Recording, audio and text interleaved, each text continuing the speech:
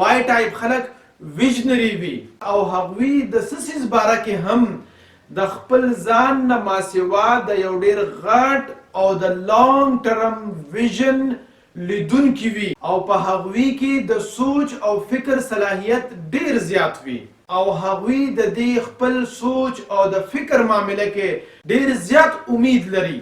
نو هغوی چې څنګه سوچ فکر او ویژن لري نو هم هغه شانتي هغه خپل ویژن حاصلولی شي. د خدای دپاره پښتنو سانونه وپېژنئ، ستاسو دپاره خو به ځان له پیغمبر نه راځي. بسم الله الرحمن الرحیم. کومو خلکو ته چې خپل وای یعنې ولې او مقصد معلوم وي نو هغه خلکو ته د هاو ټایپ خلکو ضرورت وي. وای ټایپ خلک ویژنری وي او هغوی د څه څیز باره کې هم د خپل ځان نه ماسیوا د یو ډېر غټ او د لانګ ټرم ویژن لیدونکي وي او په هغوی کې د سوچ او فکر صلاحیت ډېر زیات وي او هغوی د دې خپل سوچ او د فکر معامله کې ډېر زیات امید لري. نو هغوی چې څنګه سوچ فکر او ویژن لري نو هم هغه شانتي هغه خپل ویژن حاصلولی شي. او وای ټایپ خلک چې سحر پاسي نو د هغې مخې ته د ژوند یو مقصد وي او هغې صرف ژوند نه تیروي. او د دوی په مقابله کې هاو ټایپ خلک چې کوم وي نو فطرتاً هغوی حقیقت پسند خلک وي او هغوی د یو څیز باره کې په واضحه توګه باندې په دې خبره پوهیږي هغه څیز ته به عملي شکل څنګه ورکولی شي. وای ټایپ خلک زیاتره په هغه څیزونو باندې توجه ورچي چې هغه د اکثرو خلکو په نظر نه راځي، مثلا فیوچر یعنی مستقبل. هاو ټایپ خلک په هغه څیزونو باندې توجه ورچي چې هغه د عامو خلکو په نظر راځي او هغې باندې د عمل کولو دپاره یو ډانچه او نظام جوړوي چې هغه خپل منزل ته ورسوي.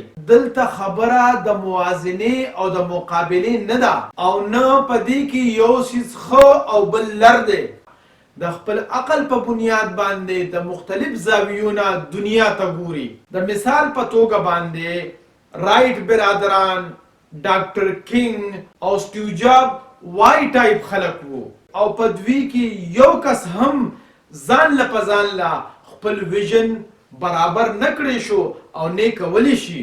او دوی هاو ټایپ خلک د خپل ځان نه او د ویژن نه متاثره کړل او په هغوی باندې د دې خپل ویژن د پوره کولو لپاره یو انفراسټرکچر او نظام جوړ کړ. د دې پورتني مثال په بنیاد باندې د یو کامیاب ویژن پوره کولو لپاره وای ټایپ خلکو ته د هاو ټایپ خلکو ضرورت وي. د دې لپاره د خپل ویژن نه متاثره کی او هغوی د خپل ویژن مطابق عمل کولو لپاره تیار کی. د مثال په توګه باندې د بیل ګیټس دا ویژن وو چې په پوره دنیا کې په هر یو میز باندې دی یو کمپیوټر پروت وي او د هغه ملګري پال ایلن د بیل ګیټس ویژن پوره کولو لپاره کمپنی جوړه کړه او دغه شانتي سټیو جاب په معاشره کې د جمود یعنی د سټیټس کو ختمولو ویژن جوړ کړ او په دې کې هغه کامیاب شو. ولې د هغه ملګري سټیو وازنایک د سټیو جاب د ویژن پوره کولو لپاره کمپنی جوړه کړه او هغه یو انجینیر. سټیو جاب سره ویژن وو او د هغه ملګري سټیو وازنایک سره سیستم او نظام وو. د مستقبل ویژن او د هغه ویژن د پوره کولو مهارت په شریکولو سره غټې غټې ادارې جوړیږي. تاسو د کتلو یو جهان مننه.